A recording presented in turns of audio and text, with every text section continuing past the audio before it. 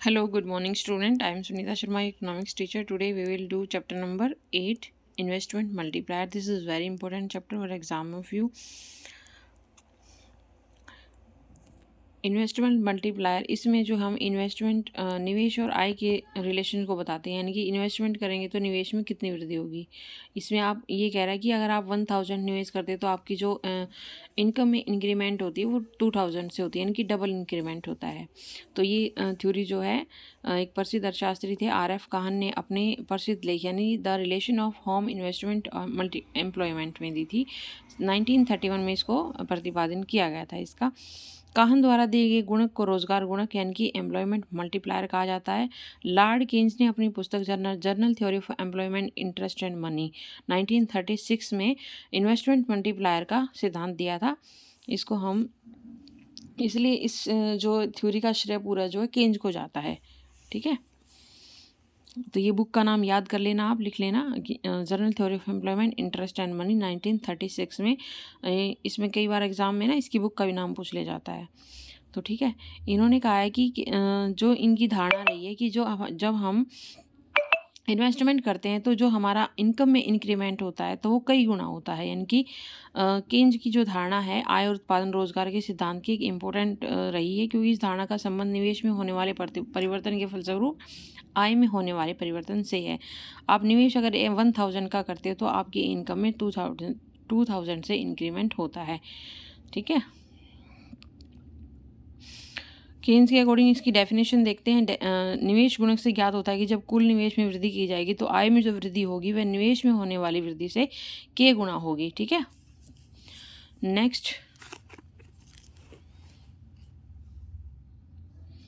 According to Peterson, गुणक कुल मांग में हुए स्वतंत्र परिवर्तन निवेश द्वार के आय में होने वाले परिवर्तन का संबंध का गुणांक है। Multiplier is a coefficient that links any autonomous shift in aggregate demand to change in income. ठीक है, यानी कि निवेश के परिवर्तन के फलस्वरूप आय में जो चेंज आता है उसका ही एक कंसेप्ट है। अकॉर्डिंग टू कुरिहारा, गुणक निवेश में होने वाले परिवर्तन के फलस्वरूप आय में होने वाले परिवर्तन का अनुपात है। सब एक ही चीज़ को लेकर चलते हैं, जो निवेश में चेंज होता है उसके फलस्वरूप हमारी इनकम में कितना चेंज होता है। अकॉर्डिंग टू डिलर्ड, निवेश में की गई वृद्धि के परिणाम स्वरूप आय में होने वाली वृद्धि के अनुपात को निवेश गुणक कहा जाता है। Investment multiplier is the ratio of an increment of income to given increase in investment according to Dillard. ठीक है, दिस इज फॉर्मूला, इसका फॉर्मूला है। देखो, इस फॉर्मूले में हम change y is equal to capital change in investment. ठीक है, इनकम में चेंज होता है तो हमारा इन्वेस्टमेंट में कितना चेंज होगा, आय में कितनी वृद्धि होगी। कई गुना चेंज होता है इसमें, इन्वेस्टमेंट में। तो इसमें ये कहता है k इज इक्वल टू, देखो k निकालना है तो इधर ले आएंगे इसको हम, चेंज y अपॉन चेंज में इन्वेस्टमेंट, यानी कि चेंज मतलब इसमें कितनी वृद्धि होती है और इसमें कितनी चेंज होता है, परिवर्तन होता है। k हमारा गुणक है, गुणक निकालने के लिए हम निवेश में परिवर्तन और आय में परिवर्तन को लेकर चलते हैं। This is formula given by Keynes. ठीक है, तो ये देखो, ये कह रहा है कि अगर 100 करोड़ रुपए का गांव में रोज़गार बढ़ाने के लिए निवेश किया गया है तो उसके फलस्वरूप जो हमारी इनकम में इंक्रीमेंट होगी वो 200 करोड़ रुपए की हो गई। ठीक है, k is equal to change y upon में चेंज आई 2000 बाई 100, तो हमारा कट पिट क्या आ जाएगा 2, अर्थात यानी कि 2 गुना वृद्धि हुई उसमें। ठीक है,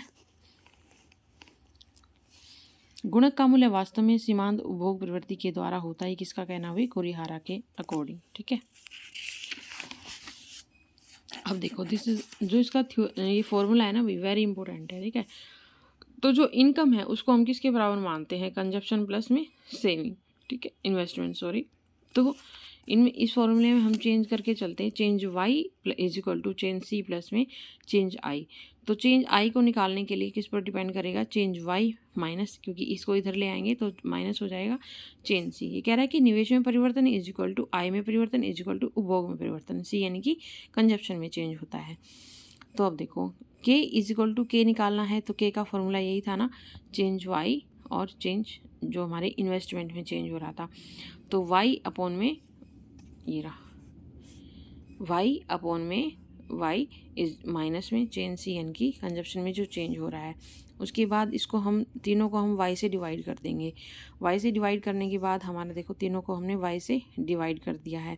इनकी चेंज वाई हमने इसमें कॉमन मानकर चलते, तो वाई से डिवाइड करेंगे तो क्या आ जाएगा हमारे पास, ये दोनों एक 1 के बराबर हो जाएंगे।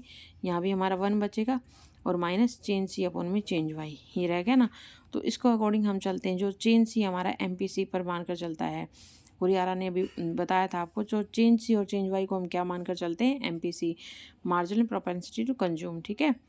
1/1 माइनस, तो जो चेंज सी और चेंज वाई है तो किसके इक्विवेलेंट हो जाएगा, MPC के। देखो उन्होंने यहाँ दिखा भी रखा है, चेंज सी और चेंज वाई किसके इक्विवेलेंट है, MPC के। तो इसकी जगह हम MPC लिख सकते हैं, 1/1 माइनस MPC। तो ये दिखाया गया अभी, ये फॉर्मूला जनरेट कैसे हुआ, ठीक है। K is equal to 1/1 minus MPC, और ये किसके बराबर भी है, 1/MPS के बराबर, बराबर भी है, ठीक है।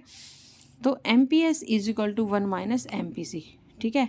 इस फॉर्मूले को ना कई तरीके से पूछा जाता है। कई बार इक्वेशन को चेंज करके दे देंगे, जैसे MPC इधर लिख देंगे तो क्या हो जाएगा, 1 माइनस MPS हो जाएगा।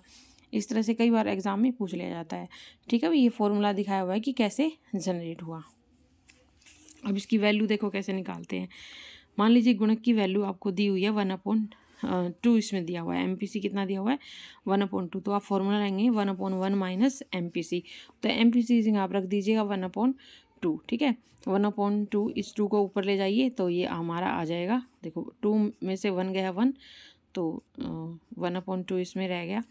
उसके बाद सिंपल सी इक्वेशन है तो आपको आती होगी सॉल्व करनी, और नहीं तो मैं आपको एक दूसरी वीडियो में सॉल्व करके दिखा दूँगी। 1/1 1/2 रह गया, तो 2 हमारा ऊपर चला जाएगा, 1 के साथ करेंगे तो 2/1, तो इसकी वैल्यू 2 आ जाएगी, ठीक है। 2 मल्टीप्लायर आ जाएगा। ऐसे ही ये दिखाया हुआ है सॉल्यूशन ऑफ मल्टीप्लायर। इसमें अलग अलग वैल्यू लेकर चलता है इसकी, ठीक है। इसमें 0 मान लिया, इसमें 1/3 मान लिया MPC, इसमें 1/2 मान लिया, 3/4 मान लिया। ये आप निकाल के देख लेना, कई इसमें एग्जाम्पल में दिए हुए हैं, एक दो मैं आपको करवा देती हूँ। 1/1 माइनस, ये तो हमने ऊपर हो गया। अब ये देख कर चलते हैं, 1/1 माइनस इसने दी है MPC, इसने कितना दिया है, 3/4 दिया है। तो 4 1 जा 4 में से 3 गया तो 1 बच गया, तो 1/4 आ गया। तो 4 को ऊपर ले जाएंगे तो 1 के साथ मल्टीप्लाई करेंगे 4/1, तो इसका मीनिंग होता है ये 4। तो ये इसकी वैल्यू आ गई, किसकी वैल्यू आ गई, MPC की वैल्यू आ गई हमारी, K की वैल्यू आ गई 4, ठीक है। ऐसे निकालना है, बस आपको वैल्यू रख देनी है इसकी, 1 माइनस 9/10, 10 में से 10 1 जा 10, और 10 में से 1 गया 9 गया, 1 बच जाएगा, 1/10। 10 को हम ऊपर ले जाएंगे तो 1 के साथ मल्टीप्लाई करेंगे तो आ गई हमारी वैल्यू 10। ये 0 है, जब 0 वैल्यू हो जाएगी तो ये इन्फिनेटिव आएगा, ठीक है। तो ये भी एग्जाम्पल भी दे दिया जाता है, कई बार वैल्यू दे दी जाती है, कई बार ये इक्वेशन दे दी जाती है फॉर्मूले की। यहाँ से जो है इस चैप्टर से कई क्वेश्चन आपके बनते हैं, ठीक है। कई बार जो मैंने आपको अभी स्टार्टिंग में ही करवाया था, बुक का नेम वो भी पूछ ले जाता है, ओके।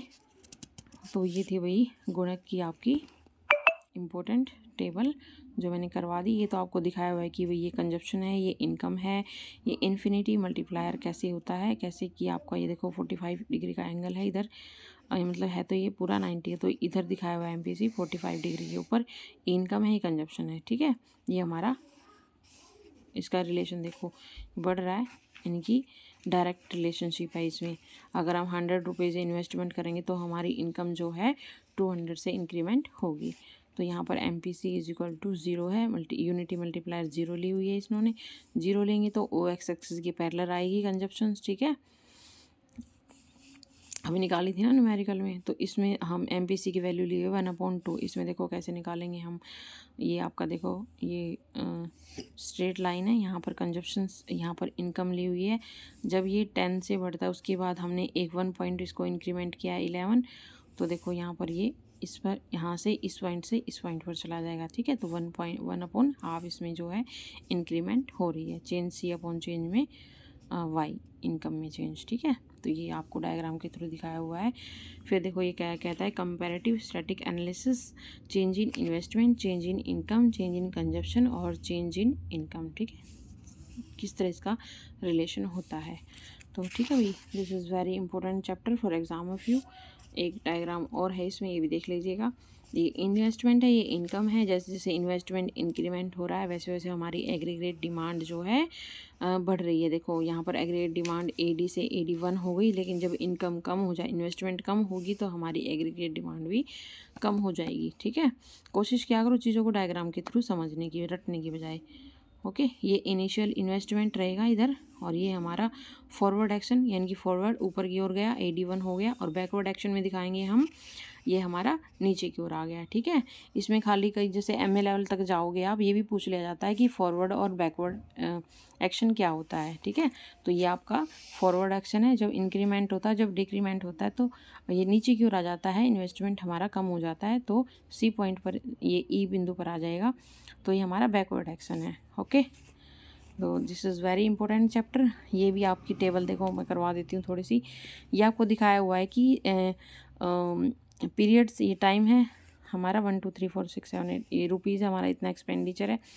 तो 100 रुपीज़ ये हमारे इंक्लूड कंजप्शन है, कंजप्शन हमारा 1/1/2, यानी कि MPC हमारा 1/2 से है, तो 100, ये देखो ये इस तरह जिगजैग आपको दिखाया हुआ है कि इतना रुपीज़ चेंज इनकम में होता है, तो इन्वेस्टमेंट इतना चेंज हुआ, लीकेज सेविंग हमारी 50 रह जाएगी। अगर हम 50 चेंज करते हैं तो हमारी जो MPC कंजम्पशन जो हमारी 25 है, और तो हमारी 25 जो है सेविंग रह जाएगी। ठीक है, यानी कि 25 इसमें इनकम में चेंज करेंगे, तो इन्वेस्टमेंट हम करेंगे 12.5, तो हाफ हमारी जो है सेविंग रह जाएगी। इसमें ऐसे ही है, जितना आपने मान लिया आपने 100 लिया था स्टार्टिंग में इनकम, तो आपने 50 इसमें से क्या कर दिया, कंज्यूम कर दिया, तो आपके पास सेविंग कितनी रह गई, 50 रह गई। तो ऐसे ही लिया हुआ है, जो 50 इनकम में इंक्रीमेंट किया है।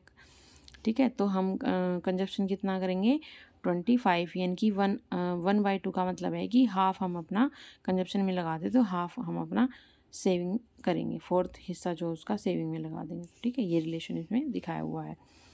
ठीक है, इसमें और कुछ है नहीं चैप्टर में, मेनली वो आपको न्यूमेरिकल्स सॉल्व करने आने चाहिए। आप एक दो बार प्रैक्टिस कर लेना, नहीं तो मैं एक दो वीडियो और बना दूँगी उसमें आपको खाली इनके जो न्यूमेरिकल्स सॉल्व करने के लिए। लेकिन उससे पहले आपको मेरा चैनल लाइक शेयर सब्सक्राइब ज़रूर करना पड़ेगा। ठीक है, अगर आपको न्यूमेरिकल करने हैं तो चैनल को लाइक शेयर सब्सक्राइब कीजिए। आपको जो है यूट्यूब पर लाइव आकर मैं आपको न्यूमेरिकल करवा दूँगी। ठीक है, तो चैनल को लाइक शेयर सब्सक्राइब ज़रूर कीजिएगा। Okay, thank you dear student.